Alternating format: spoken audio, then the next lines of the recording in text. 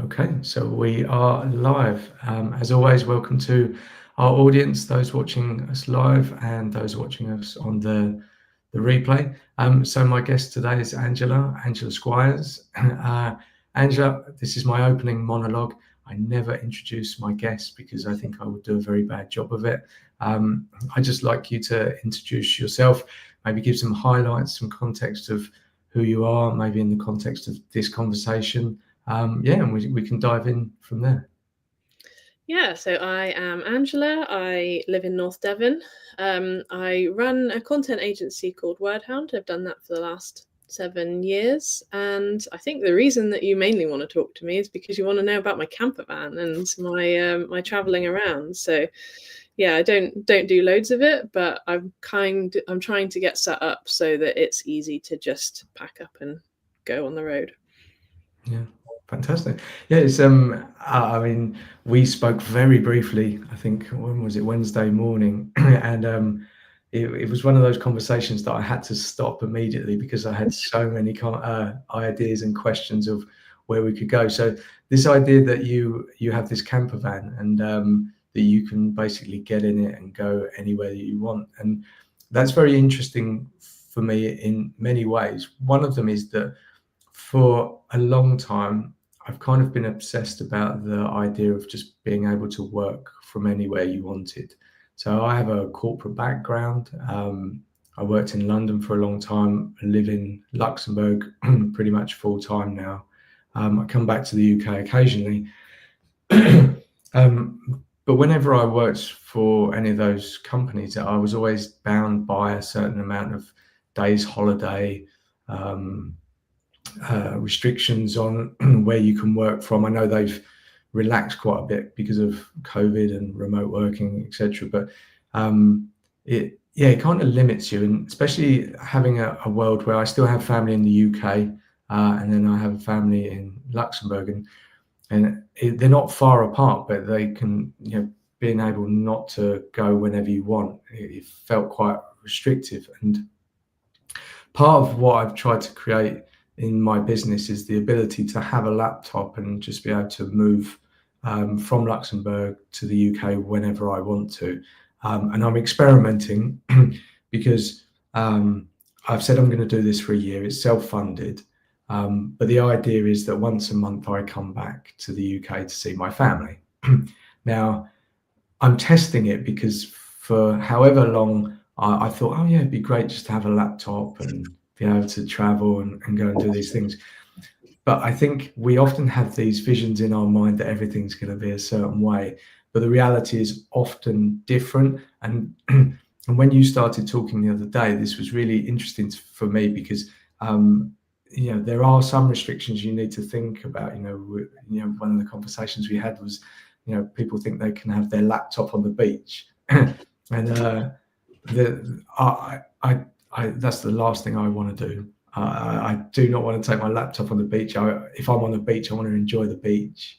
But it's about designing that life where you can be close to a beach and take your laptop and work where you want to, but be able to shut that laptop.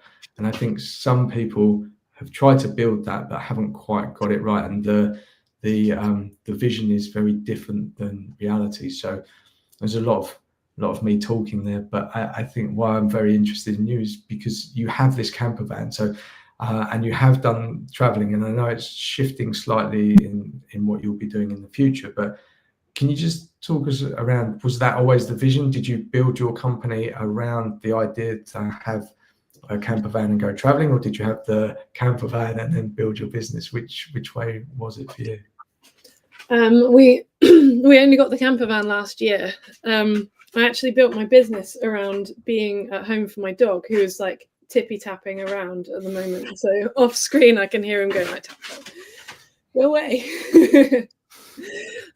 So yeah, I built my business around being at home for my dog, and And then I started seeing how great it was to have that freedom.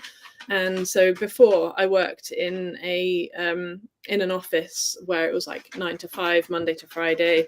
You had your desk and your computer was there, and that's just where you spent all of your time and probably your lunch breaks too. And then I got Ronnie, and I used to take him to work with me, and it started getting me out of the office in the at lunchtimes and breaks and stuff, because I'd walk him around the block. It's not fair for a dog to be indoors all the time, but it wasn't fair for me to be indoors all the time either. But it took that to kind of get me to find that freedom.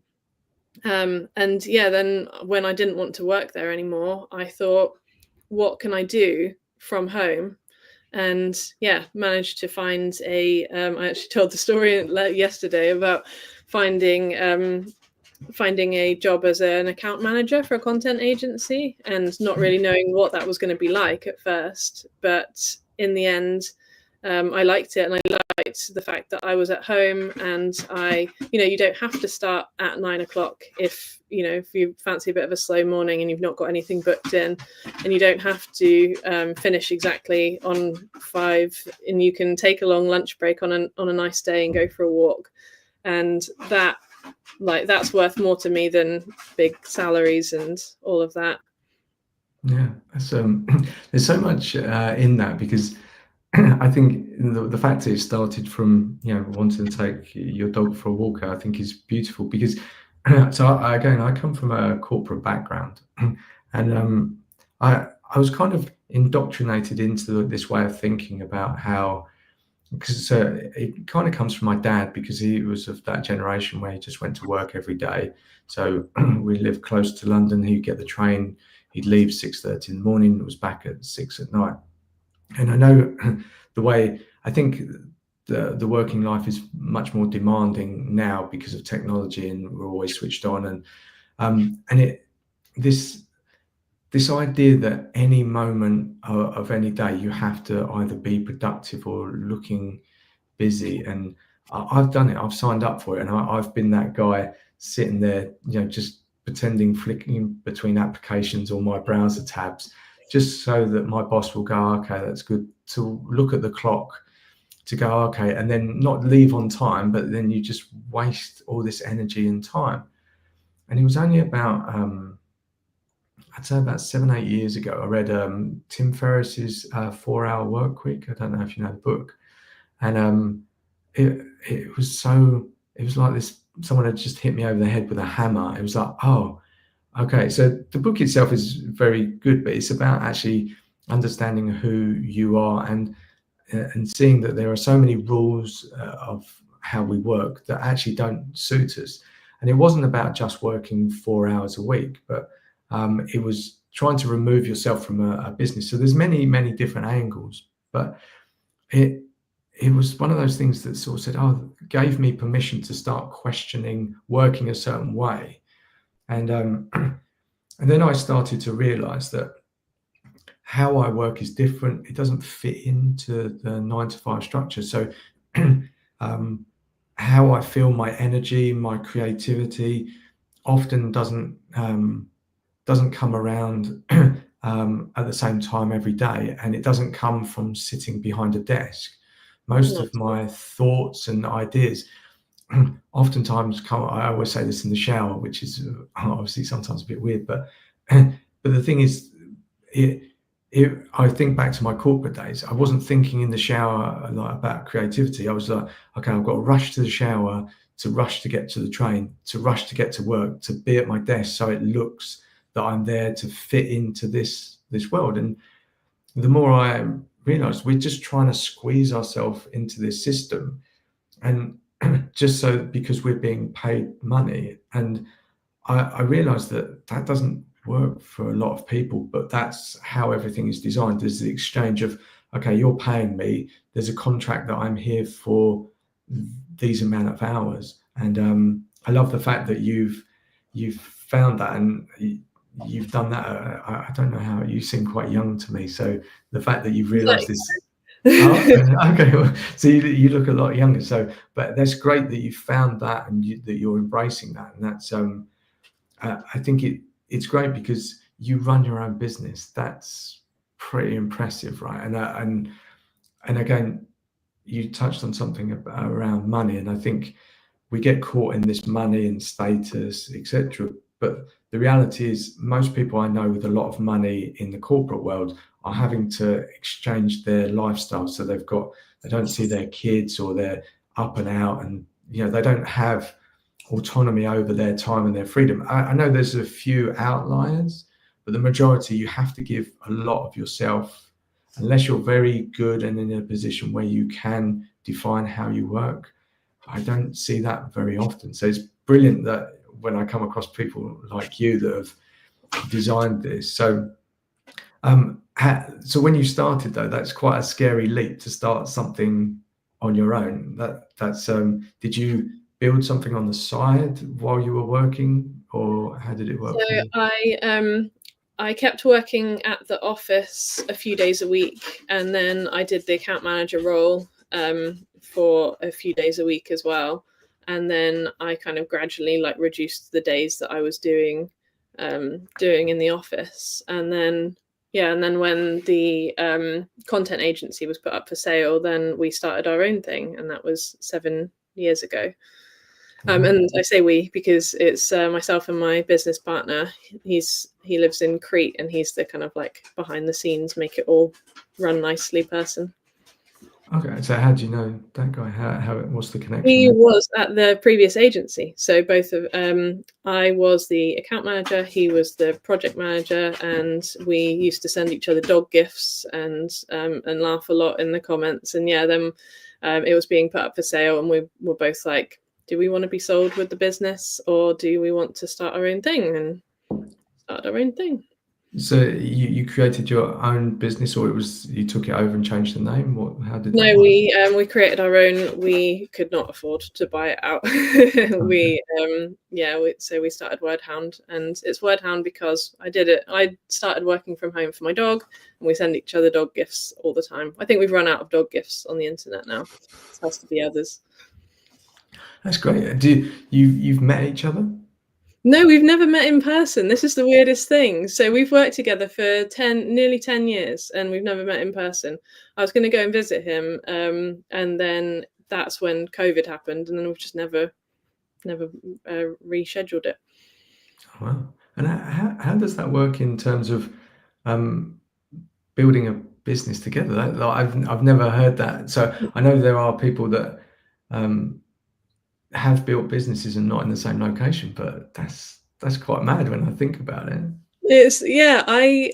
I sometimes think how completely crazy it is that someone who I've never met is such a big part of my life, because I talk to him every day, and we make stuff up together, and we make sure things run smoothly. And somehow it just happened that our personalities just match so well. So he's the behind the scenes, he logs in at the same time every day, logs out at the same time every day, and just has his jobs and makes sure that everything gets done. And I'm like, hey, we should try this, what about that, how about this? And he's like, yeah, okay, and sort of just plods along with it. And so I think how lucky I am that we just bumped into each other like that. Yeah, that's amazing. And so I've talked to a few people that are co-founders, and the ones that seem very successful are the ones that have different skill sets and have different not aims for the business, but aims for their role. Because I've heard when two people share a common interest but they want to do the same thing, that's when conflict arises. But the fact that you're complementary to each other, that's amazing. And the fact that even works in because most co-founders are in the same office or same location, and the fact that you can do this even better in different locations, I think that says a lot to me. Yeah. How do you find clients then? How is that? That's all I don't know, advertising? That's a question, isn't it? How am I supposed to find more clients? So through LinkedIn has been really successful for me when I am consistent with it, when I show up, when I engage on other people's comments and things, then it seems like it builds and I get more inquiries. But a lot of it has been through people I work through, networking, and then existing clients, word of mouth, that sort of thing. Okay. And so can you just explain, what actually, so it's a content agent. Well, I don't really know what that is. Can you Who does? explain? So it's a running joke that my entire family at Christmas will sort of ask me how work is going, but not have a clue what it is that I actually do all day. So I do the sales part of things. I interview people. I find their stories. I create briefs to write their content for like websites or ongoing blogs and things. And then Simon does the proofing and makes sure the commas are in the right place and does all the stuff that would really stress me out. And we've got writers who do what I think is the tricky bit, which is actually making it sound nice. And just recently, I've kind of gone like, I want something that's a bit less likely to be taken by AI. And so now I'm doing those same interviews, and rather than using them just to write a brief, I'm recording them and then turning them into short videos for LinkedIn and writing the posts to go with them. So it's kind of a combination right now. Is there, so the video is for their purposes or for your purposes? For their purposes, so they can share shorts of themselves looking natural and talking about things that they love, and sharing their anecdotes. And then if they want us to write an article based on the same thing, then they've just spent half an hour telling me their stories. They get LinkedIn posts ready to go, and they get an article to share as well. Oh, so one of the reasons I started doing this was because I consume a lot of stuff off LinkedIn, but a lot of it was pictures and then words, and I really like seeing people on video. I think there's something deeply connecting with people, or it's a good way to filter, because I can write something on LinkedIn, and I use ChatGPT I don't use it to write it. I put everything in and it just sort of edits it in a way, and it sort of makes sense of my jumbled mess in my head. But there is something great about connecting on video and people seeing you. And I think for me, people are unsure what is real and what's fake. And I know you can fake videos as well, etc. But that human element, I think we're really missing it. And as we become more, not going into the offices, etc., and we're looking for something different, I think people are looking for that moment to go, oh, okay, this is this person I want to understand. So I know there's some people, all of my interviews, they're not really interviews, they're conversations, run for about an hour. And some people have said, people's attention span is, a lot less than that, which I really get. I understand that for myself. But I also think there's something very valuable about having conversations and people seeing that there's people talking and sharing ideas. And the reason that I do it for this long, and I do it unscripted, like I showed you before, I have this mind map of maybe where we're going to touch on a conversation. But if we hit any of those or none of those, it's irrelevant. It depends on the interaction and the conversation. And I really believe that people are missing that. Whether that's my hypothesis, and I'm testing it to see if it actually lands and people do like it. But it's maybe not, they're not even watching it, but maybe they'll listen to it and they get comfort. And especially when there's people like you that can talk about what they do, and that's very interesting. And you can talk about it with, when you talk about your dog, that's amazing, because there's so many people with pets, animals, dogs, whatever, that they can relate. But oftentimes we exclude that from the conversation because it feels that it's not professional. And I think that's fine. If the doorbell rings, the doorbell rings. That's if you're working from home, that's the reality. And I think people have become, since COVID, have become a lot more tolerant, but I think it's actually moved to a point where that's a real thing. That's actually how it is. So having scripts and stuff like that, yes, there's a place for it, but being real and being human.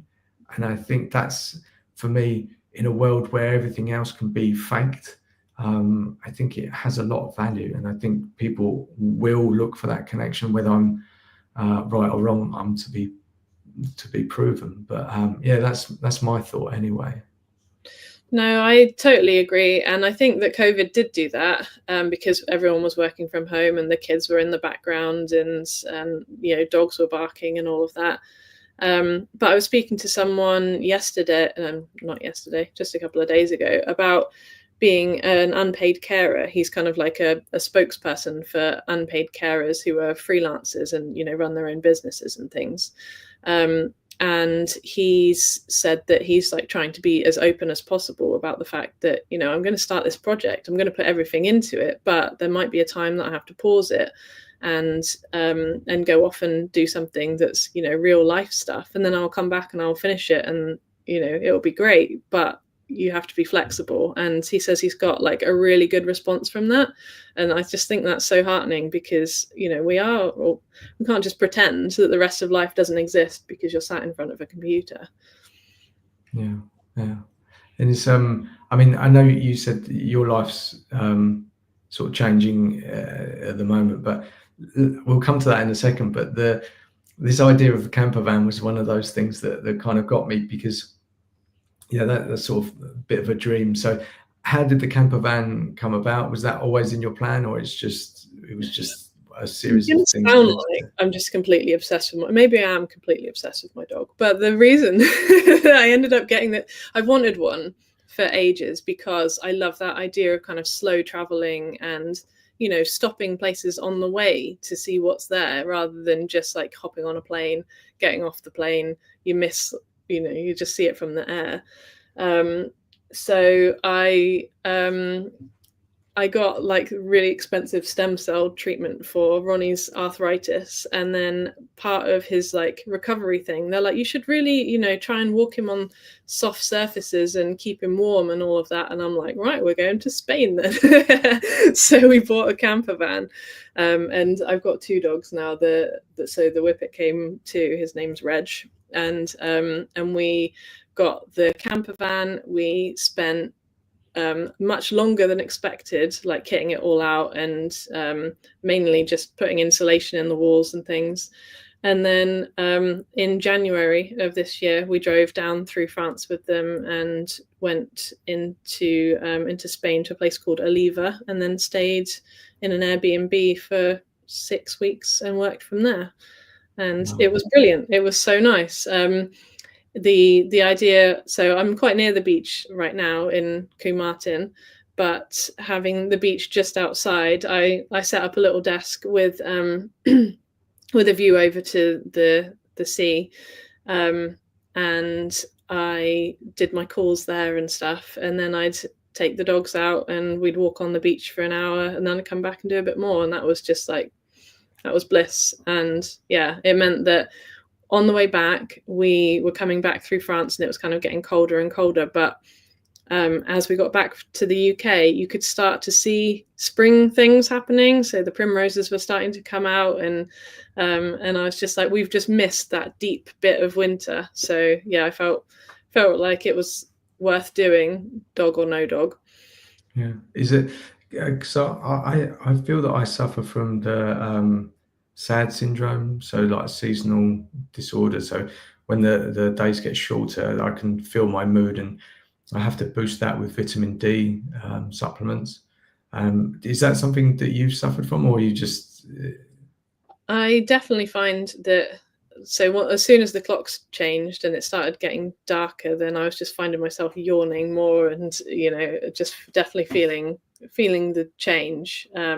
So I'm not sure if it's SAD, the seasonal affective disorder, but it's definitely like, it affects you, doesn't it? We're humans. Yeah. It's, I even see it in my children, just the way that they're very tired all of a sudden. So, and one of the things that is kind of tied into everything is that we're often told to go against how our bodies feel and how we think, and because we've designed a world where we fit into this 9 to 5 thing, and by doing that, we stop listening to ourselves. So one of the things that I have a very logical brain, and it works. It's basically run most of my life. But then I've more recently, I'd say over the last couple of years, I've been trying to pay attention to my body, what it's sort of telling me, and finding the rhythms and stuff like that. And when I do that, it leads to much more productivity, but not just productivity, but just okay, when to rest, when to accept that that's okay. And in all other work that I've done, I've kind of been overriding those signals, and I'm kind of like, oh, okay, and you just push through, and you go, okay, that's the way it is. And especially when it comes up to sort of winter season, I'm a bit like, oh, I can feel something's not quite right, and you go, okay. And I try to trick myself like how to make this better, but the fact that you can get into a camper van, go somewhere for 6 weeks, and I mean, what was the temperature in Spain when you went? Was it? I don't know, it must have been like 18 or something, 17. Yeah. So I mean, it doesn't need to be like Sahara Desert hot, but it's more sunshine. Just bright skies. And that freedom to go somewhere. It's just like even thinking about it, sort of, I can feel in my body. It's like, oh yeah, just and that fact of you having a call and then going for a walk with your dogs. That's amazing. And as you were talking, I was wondering, how did you agree that with your business partner, how you were going to work, or you just decided it yourself? Because most companies, you almost have to ask for permission to be that way. But if you're a co-founding person, then you can design it as you want. We've always been really supportive of each other, like however we want to work. So I said that he logs in at the same time, logs out at the same time. That's just, he decided to do that, and that's how he likes to work. But he also decided that he's going to take Wednesdays off, like he's going to do a 4-day work week. And I was just like, okay, that sounds great. So we just worked around it. And whenever I've said, oh, I'm going to go here and I'm taking my laptop, then he doesn't mind. It's not a consideration. And yeah, what we do doesn't cross over really. He doesn't speak to the clients, and I don't do much proofing or whatever. So as long as we manage our own stuff, then I don't think it makes a difference. Yeah, I often find as well, when you were describing about your travels, we always think that we have this block of holiday, let's say 2 weeks, and you go, right, I've got to get as quickly as possible to my destination so then I can relax. Mm-hmm. And it's so weird, really, that if you can just relax and just take your time to get there, because it always takes me a good few days to kind of get into the mood. But your way is so much better. It's just like, yeah, so do you plan your stops, or you just drive and then stop when you want? We vaguely planned, but going down through France at that time of year, a lot of the campsites are closed. So we were on one of the kind of main roads. I'm not sure what they call them, but they've got areas, so you can just pull in and stop, and there's like toilets and free parking and whatever, and you can just camp there for the night. So we knew that there were loads of those along the way, and we just kind of thought, oh, let's do 4 hours of driving, see how far we get, and then stop at a close by town and have a look around, and then pick another place to stop for the night. Yeah, I love that idea, and the fact of being sort of slow paced. Again, we seem to live in a world where everything has to be fast paced, because then we feel that we're fitting much more into our day. But the reality for me is that when I fit more in, I don't feel great about myself. I'm just rushing, and I'm not giving it the full attention that I deserve. Yet when I take some distance and I slow down, I'm able to prioritize, because it's very easy for me to think that everything's urgent or important, and you just end up just doing a load of stuff. But actually you go, well, what's really important? And even when I think I know what's important, if something else comes up, it takes priority, and you go, oh, because that was more important. And I think often where I've struggled is that I just add that new important thing to the list, and it's just more and more. Whereas now it's like, okay, well, I can do so much, and my time is fairly limited. I kind of work in sort of phases and do things. So um, that works well to try and be consistent. Sometimes I've let that go, and I can see that has an impact if I'm not consistent on doing those small things. They're kind of the foundation to reach out to people, etc. But then other times I sort of put a block of time where I could do something else, and that's where creativity flows, and I feel better, and I don't have to sit and do 100 things. And when I look back, I feel a lot better about doing those things in that time. And I would say that the quality of it is a lot better. Does that work the same for you? Yeah, I'm a big like pen and paper person. So if I've got something that I'm going to write, then I will plan it out on paper, because I like to just let my thoughts come out and sort of change them around later. And yeah, so I do the same thing. I kind of block out a time where I'm going to do this then, and this is the thing I'm definitely going to do. And then always my brain goes like, oh, we could do that and that, so I'll do those as well. But at least in that time I've got that one thing done. So yeah, I think it sounds quite similar to you. Yeah. And is there any downsides? So, I mean, it sounds like great, because I'm imagining myself in a camper van going down to Spain. But is there limitations, any problems? I know technology allows us to be connected all the time, but that can also be like a curse, because if you're not careful, you can always have your laptop open and you're not very present. I've even seen it with my kids, and you go, oh, okay, because I work from home, the corner of the apartment is where my laptop is, and you go, okay, yeah, I could just do one more thing. But how does it work for you? Are you quite regimented in that, or does it take some discipline to do It I think I've really got into the swing of, at weekends I don't do business work. On In the evenings, I by 6 o'clock I kind of stop everything. But I do think that it creeps, because I know I kind of find it hard to take proper holidays where I'm not checking my emails at all, because it might be that I don't have loads to do, but this one thing is kind of like going to be due at this time, and so I should just log in and make sure that's okay. So yeah, that's one of the swings and roundabouts, isn't it? That you can take those extended times away, but equally you're not always away, because it? work is wherever your laptop is, and you can generally take it with you. Yeah, I found this. So I wrestled with it, because this is the first time I've sort of run a business, and it's down to me. And I had a few holidays throughout last year, and I I was always a big fan of switching off, because I think there's a lot of value in that. And then I kind of wrestled with this thing, and I was like, well, I'd committed to doing 2 LinkedIn lives a week for a year, and no one's holding me accountable. And there's no one on the internet that's going to go, "Oh, you didn't do it," or counting them.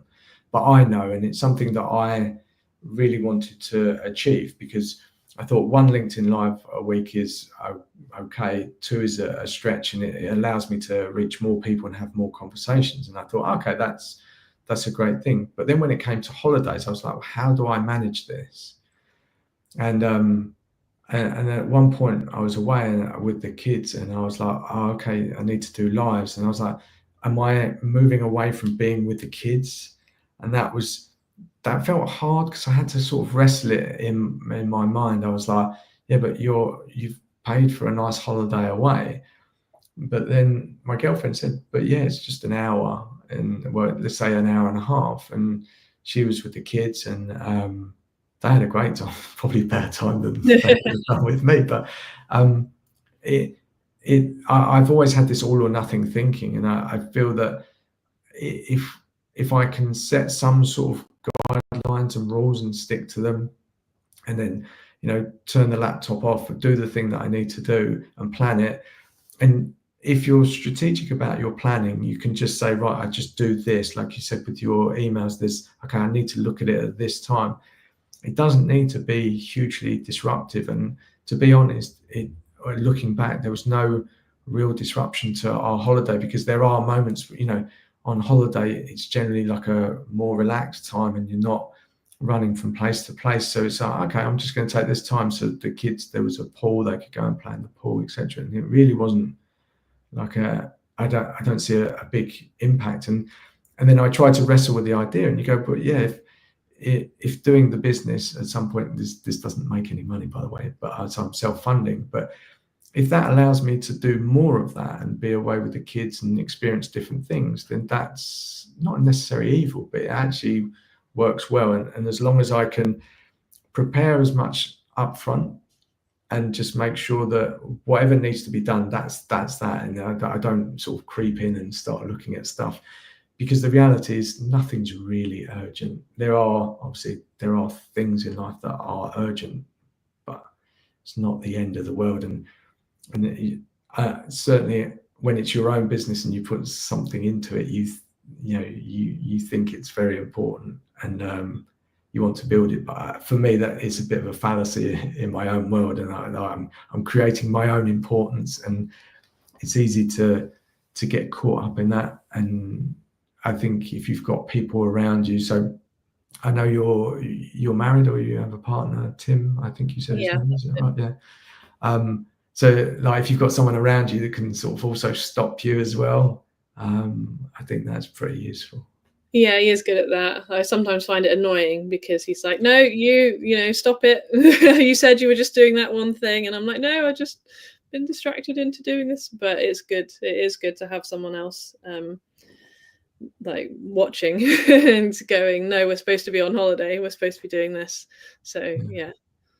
You mentioned before, because he had I think he's a teacher or an educator or something, and then he Yeah, switched to online when he saw tutor. what you were doing. Yeah. Yeah.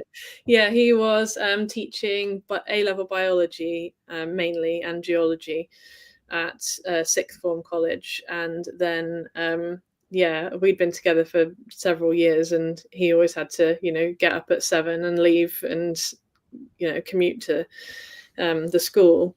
And he was looking at online tutoring and thought, actually, this is the way. Like, you could do it yourself, and spend your time how you want it a bit more. And it was really good for me, actually, selfishly, because it meant that we could finally get this camper van and go for 6 weeks somewhere. Because before, I'd be like, well, I can take the time and go wherever. And he'd be like, I've got these set holidays. And, so he's definitely really enjoying the freedom of it. And he'll be out in the garden in the afternoon when he's got no teaching, and he'll set up his tutoring sessions for the evenings and then go off out for the day. So yeah, Oh, wow. he's really enjoying the freedom. Yeah, and the thing is, I know this works for you and him, and the way it works for me, I very much like it. It's in rhythm, and I'm not saying it's for everybody. I know people like to be in the office; they like being structured, or like the The human separation, interaction. I think a lot of people really do like the separation. Like, I go to work, I do my work, I come home, and that's no more work for me. So Yeah, when work is home, then it is harder to separate. yeah, and I think also the fact that you're running your own business, it's you can't always switch off, because like you say, you're also considering about AI.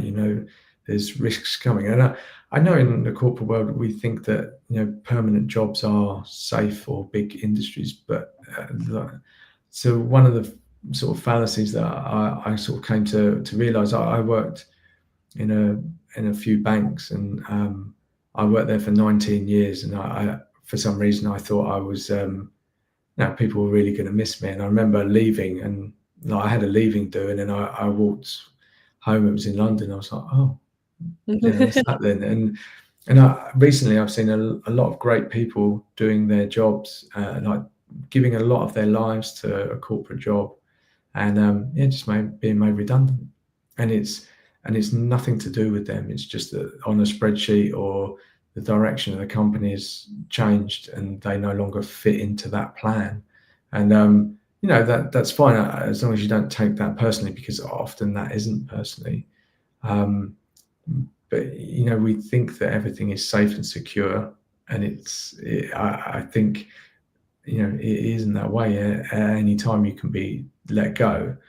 I also think on the other side, starting your own business is not easy, and it's certainly not for everyone. I think the barriers to entry to start your own business is quite low now, and it's very easy. I was saying yesterday, you can start your own company in Companies House in England in about 20 minutes, and you're off. But the reality is, there's a lot that goes into it, and marketing, clients, making money, budgeting, and all of that. And yeah, if you're into that, that's great. And as in your case, you've got a co-founder as well, and you can maybe find the sort of strengths between you. But when you're doing it on your own, it's not all plain sailing. You have to be the master of many different hats, and sort of try different things, and they can often be the exact opposite of who you are. So I'm not someone that likes to promote myself or anything, yet you have to have those conversations, you have to network, you have to engage. And if you can find a way to make it enjoyable, that's okay. And if you can find someone else to do it for you, that's even better. But you still need to be aware of those and still have not control but oversight of those things. And so again, it's a lot of wording, but I think not every world has its benefits, but it also has its drawbacks. And I don't think starting your own business necessarily is for everybody. But I think what I liked about your story is that your business has almost been built around the kind of life that you want and the things. And that's great for me, because often it's the other way around. We have a business or we work somewhere, and then we fit our life around that. And often that means a lot of sacrifices, like you wouldn't be able to see your dog very often, and you wouldn't be able to go out for a walk. And now you've designed it the other way. Those things that may not be 100% are what you naturally want to do become a little bit easier, because you're having a lot more enjoyment the other way around. Is that how you found it?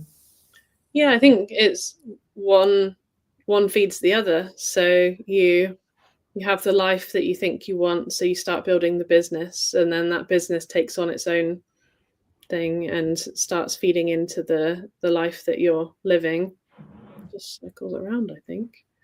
Yeah. Did you stay in touch with those people that you used to work with, and who walked home after your leave? A few of them, but I've always said this: work is a very strange place, because you think that you build friendships, and you do, because you spend a lot of time with people. But life moves on very quickly, and those connections that you have are for a period of time. So there are people that I've met along the way that have become deep friends, but not that many of them. And I think LinkedIn is a good place, but it's also it's a strange place, because when I started promoting myself, it was I felt very nervous about what other people would think about me, and especially because back in the corporate days, there were people maybe I didn't get along with, but you're connected on LinkedIn, or you're worried what people would think about you, and that at the beginning it stopped me putting out stuff or saying things in an authentic way, because I kept trying to excuse me, be in that corporate space, or just think, sometimes I have conversations with people which are let's say a bit more spiritual, and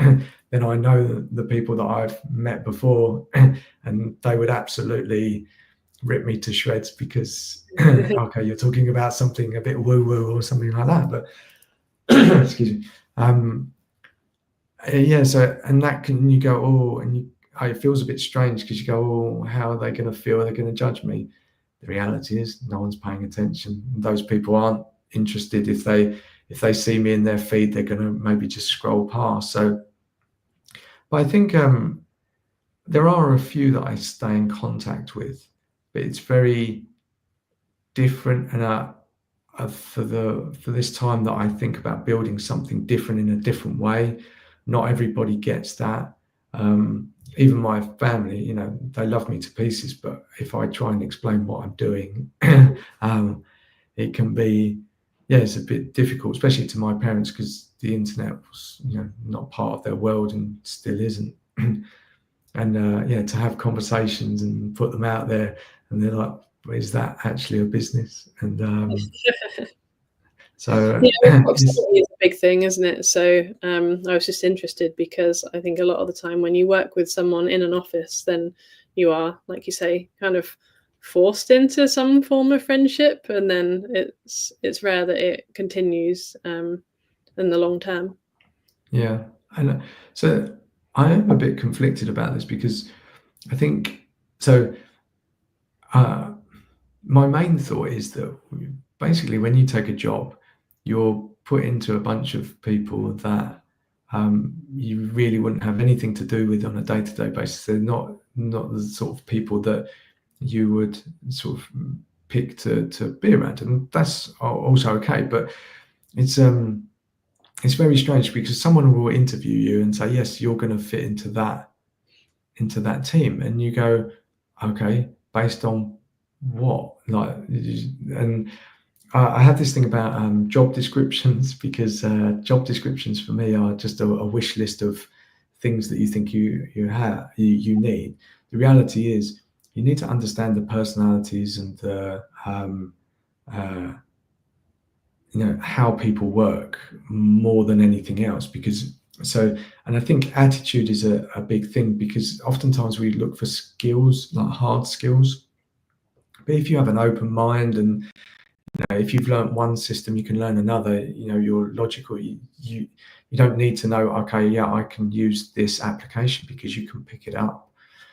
But often when people are hiring, they go, oh, okay, yeah, you can type 1,000 words a minute or something. I'm making it basic, and you go, no, it's more about personalities and how things fit. But then often the people making the decisions aren't very good at understanding who fits together. And is I always remember in my single days, you always have friends that used to go, oh, well, you're single and I've got a friend that's single. You just got to stick people together. You go, because you're single, yeah, you're gonna, and that's not your common interest, that you're single. And so it's just like, yeah. So we have different perceptions of how people are going to work together.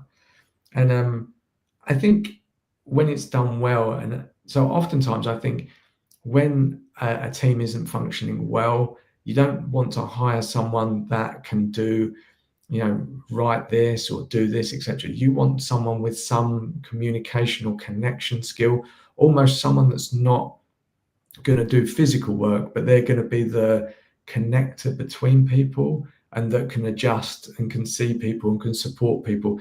And we often don't use that. We go, okay, I'm looking for an accountant that can do the books by this date or something like that. And so we miss that. So, and in my career, I think about all the people that I used to work with, and yeah, you're kind of forced to create these friendships. And I think, going through hard times, maybe stressful things, deadlines, etc., it brings you together.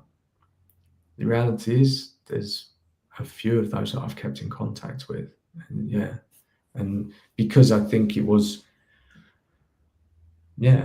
forced more than anything else. And you think at the time, yeah, these people are going to be in my life, but yeah, every time I've left a job, yeah, you might stay in contact for a little bit, but those, and relationships take time, right? And they take effort, and they take effort from both sides. And if you're in different parts of your life, then if one's busy with kids, and they don't have any free time, you know and that's where I think you don't stay in contact with those people. But on the flip side, LinkedIn has been great, because there's a guy who I used to work with, and he was just made redundant, and yeah, he's reached out to me, and like, maybe I can help him. Like, he can use my network to find new contacts and a new contract or something like that. And do you know what? I'm 100% okay with that, because I think that's how it works. I know who he is. He's an absolute stand-up guy, and this guy delivers. And I wouldn't promote anyone that I didn't think was worth it. But I'm like, yeah, absolutely. Like, so he sent a post the other day, and I just reposted it. I was like, if you got anything interesting and want someone to deliver, this is the guy. And I didn't need to write anymore. And for that, I'm very grateful. And when I was in the corporate space, networking was horrible for me, because you'd have to go to events and you had to stick your label and say, my name's Colin. And then you had to, for me, it's not a natural way of being shoved into a room trying to make conversation. I'd try and find the bar, go and get a drink, and pretty much stay there, not really mingle, because I can do small talk, but I find it quite difficult and energy draining. But this, having a connection with you, having a conversation, easiest thing ever. And I much prefer that to have a conversation directly and talk to you in a time frame, and that I can show up, you can show up, and I can ask questions and connect with you. And so rather than go into a big room and feel very overwhelmed and energy drained, I can have a great conversation with people all over the world. And that's what I found very interesting about this work. The algorithm often puts people in my way to connect, and that's how we met, right? We don't know each other outside of LinkedIn, and I think there's a lot of power in that. And I might see you in your camper van traveling down the French motorway one day, and I'm very grateful for that. And I think, as you were saying about your co-founder, you connected over dogs and dog treats and things like that, and building those relationships. And you can do that with anyone in the world now. You don't have to be sitting next to them. And often, just to your point, the people I sat next to for many, many years, I don't have that deep connection with it. It's not that they're not nice people. They're great people. Yeah, shared a few laughs, but the deeper connection outside of that wasn't there. Yeah, no, that open networking thing is terrible for me as well. The wall of people, and you're like, where am I supposed to fit in? Whereas one-to-ones, and even online networking, because you're just where you are, aren't you? You get put into breakout rooms, you can talk if you want, you don't have to. But that kind of like going to a big networking group is terrible for me. I hate it. Yeah. And I've always admired people that can do it. I'm always in awe, and I go, wow, how are you managing this? Like, they just walk up to people and like introduce themselves. And like, what witchcraft is this? Yeah. And so I think that's what's great about it. I mean, we talked about you being able to work from anywhere, network in a way that you want to have that, the way that you want to work, and the lifestyle. And I think technology's allowed us to do that, and be successful at it, because it's allowing us to be ourselves. And I genuinely believe, if you are yourselves and that authentic side of you comes out, that's how you make the connections. Whereas, to be honest, I have this people pleasing side of me, which actually is going away. I'm actively sort of aware of it and setting boundaries. It takes a long time. Takes a while. Yeah. But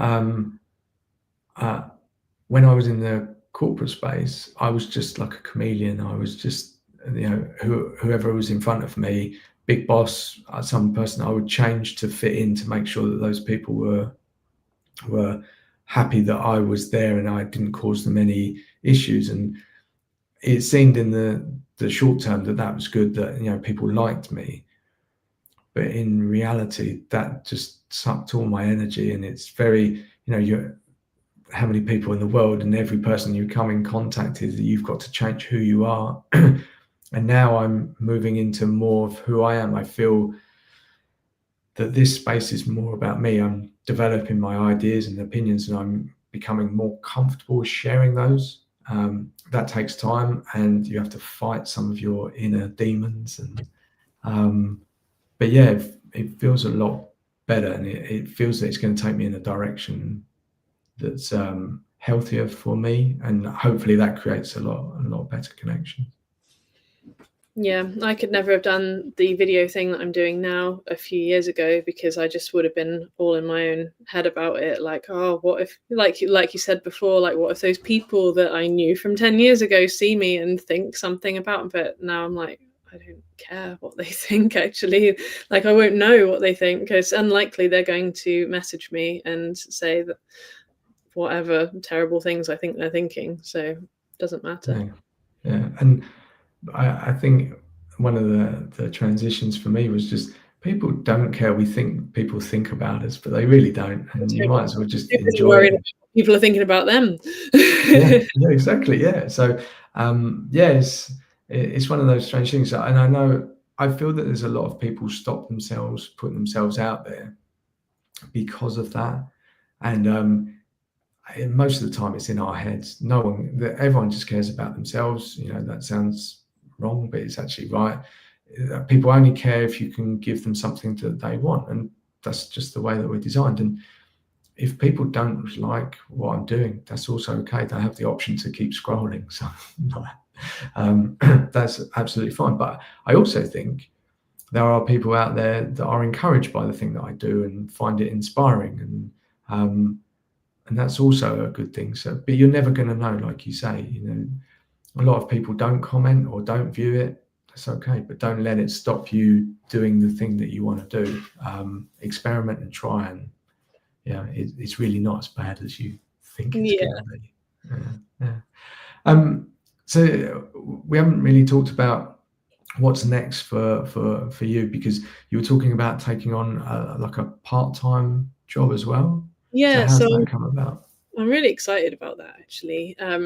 I've always been interested in people and how their brains work, and and like how some people get depressed and some people are massively happy in pretty much the same circumstances. And I found a part-time job locally where just 2 evenings a week I can go and be a crisis recovery worker. So I'll be there at the drop-in centre, and people can come and talk to me if they're having a bad time. If they're, it's kind of like the Samaritans, but more of a local service. So they can drop in, they can video call, they can call on the phone, and we'll just talk them through different steps to find a way through, and help them make a plan to come back out the other side. So I'm really keen to do it, because I just think it will be loads of new skills, meeting new people, doing something that feels like genuinely helpful in the immediate. Hopefully I help people in my day job, but not in that same immediate way. Yeah. Is that a volunteer thing, or is that a paid? No, it's a paid thing. So I did volunteer for the Samaritans for a while because, again, same reasons. But this one, firstly, it's nice to get paid for your time, but also it seems like a better fit for me. So we'll see. I've not started yet. But hopefully, because it's just 2 evenings a week. Firstly, it doesn't interfere with what I'm doing with Wordhound. And it means that I could still go away for like a week or maybe two, like without really interfering with what I need to do with them. Yeah, that's great. I think so I have this all or nothing thinking, which I'm trying to be aware of, and I think it limits me in some ways. And the idea of going back to if I say a corporate job, that's a very big, all-encompassing title, but I realize that there are many different ways of working. There are many people that are open about different ways, and it doesn't have to be all very regimented corporate things. And also, as you explained, for that job, there's a lot of reward in helping people that are in crisis and having conversations. And if that also feeds nicely into your curiosity around people, what a great thing. And it's not like you say, it's 2 days a week, and that still gives you the freedom and flexibility to go away. You know, maybe it's more often that you go away rather than the length, but you still have that freedom baked in. And it's that's great, because it's your decision, and you get something from it, yet you still get to have your life. And I think um, oftentimes we make decisions because out of desperation for money or something, or in a situation. And I'm not saying, you know, there are moments where we need to do that, but it's for a short time. But easily those things form basically our life for the next 30 years, and we fall into it and we don't sort of step away. But having to be able to consider, and you know, and have something that also feeds and nurtures you, it sounds like a complementary thing for you, rather than just like, okay, it's a necessity for whatever other reason. Yeah, definitely. I I don't think I would be so happy if I was just. I don't think I'd be looking forward to it so much if I'd just gone like, okay, I need a part-time job. What's the first thing I could get? That. Yeah. Did you have to do a lot of searching, or it just came to you? No, it was one of the first jobs that I came across when I started scrolling Indeed, thinking, I wonder what's out there. And yeah, so maybe Nice, it was just the right time. yeah. It is. I'm wondering how things just work so well for you, because the way that you've played it. But I think maybe it's your considered approach, and the way that you think about stuff, and how you're aware of yourself and what you want. Maybe not the universe shows you those things, and you know, not all the other chaos. Is that right, or am I I assuming don't correctly? know. Or? Maybe I'm just giving you the highlights because Yeah, because there's definitely some chaos, but no, I think over the last few years I've really understood a bit more about who I am, and accepted how I think and how I work, and it's probably more come around through that, I would say. yeah. I, I think that's really great. Was there a trigger for that? Was there an event that made that happen? Um, so we're at an hour and I'm about to get deep. So, Yeah, yeah. Sorry, yeah. so I was diagnosed with breast cancer when I was in my late 20s, and I'm fine now, touch wood. But I was enraged by it. I was like furious at the world, and I didn't have anyone in particular to be angry at because it was no one's fault, and you know, no one could have predicted it and stuff. But I was just like, the injustice of it. Like, I am young and I am fit and I am healthy and I don't smoke and I barely drink, and I've done all the right things, and yet now I've got all of this treatment to have, and it's going to be rubbish. And so yeah, I was just simmering with rage for about 18 months, and and then I um, and then I came across some like podcasts from life coaches that basically explained, there are circumstances in your life, and then you create the thought about that circumstance, and then that thought creates a feeling. That feeling drives an action, and that action creates the result that you have in your life. And once I understood that, I was like, my mind is blown. Why has no one drawn me this diagram before? And I started to feel a little bit more in control of my emotions, because they were just in this diagram. You know, I'm angry. Why am I angry? Because of this thought.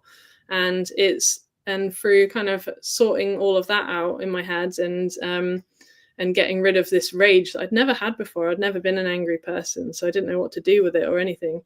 But yeah, from sort of figuring that out, it's really led me down a maybe I want to call it a self-help journey. I don't know, because I'd like listened to life coach podcasts and things, and I wrote a journal, Big Up the Change journal. It's on Amazon. That's just kind of like questions that you can ask yourself, and just uncover like what it is that's making you feel the way you do, and noticing how those feelings are getting you the results ultimately that you've got right now. And once all of that was laid out for me, life just made a bit more sense. And so, yeah, the last 5 years or something, I guess I've gradually been understanding a bit more and not beating myself up about my thoughts and just being able to tweak things a bit more, and it's made a big difference. That's amazing. So thank you, first of all, for sharing that. I'm so glad that you're past all of that. But I often think that life happens for us, not to us, and often there's a message in something. So I know it's obviously horrible what you had to go through, but if it's allowed you that moment to reflect and learn about yourself, there's a lot of wisdom in knowing ourselves. And I think in most people that I come across seem that they're aware of themselves, but they're not. And I think the fact that you've seen this and seen where it shows up in your life, and you've questioned it, and you are able to then design your life and see what's triggering you. So one of the big things that I did was I went into therapy when I moved to Luxembourg, because my world was upside down. And I started a job that didn't quite fit with me. My girlfriend at the time, she said, "Oh, you seem quite angry. You should go and see someone." I wasn't violent, but I was expressing it through like sort of strong language, and she hadn't seen that side of me, and I was frustrated, and so I went to therapy. And at first, I was like, oh, "Okay," I was happy to go. And it was the best thing that I ever did. And you mentioned this sort of self-discovery, and we sort of say self-help, and I'm not really happy with that word, as in because it makes it sound like we're broken, but we're not. It's a discovery, and it's a journey, and it can be beautiful, and it's actually very courageous to do it, and very rewarding. And we've been programmed to think a certain way, or to do a certain thing. But once we can break those down and are aware that there are external factors that are at play, or how we work or how we operate, and based in a different environment, it can be all different. And that, and I'm a big advocate of talking about therapy, especially for men, because it's not excluding women, but I think definitely for men it's seen as a weakness. But one of the first conversations I had with the therapist, she said, it's very brave to do that. You're questioning a lot of things. And at first I thought I was broken, or something wasn't right, and it wasn't that. It's just understanding yourself, and the journey that you've been on. That's amazing, because I look at what an amazing thing you've been able to create around that. And that's horrible event. Please, I don't want to take anything away from that, but out of that, something beautiful has happened, because you understand yourself, and because you've understand that, you've built a life around that. And I think a lot of people are striving for a better life, but they're caught into a system where they don't understand all of the mechanics that are going on in their environment and the world, and not in the world, it's in all the events and stuff like that, but what's going on and how that's impacting them.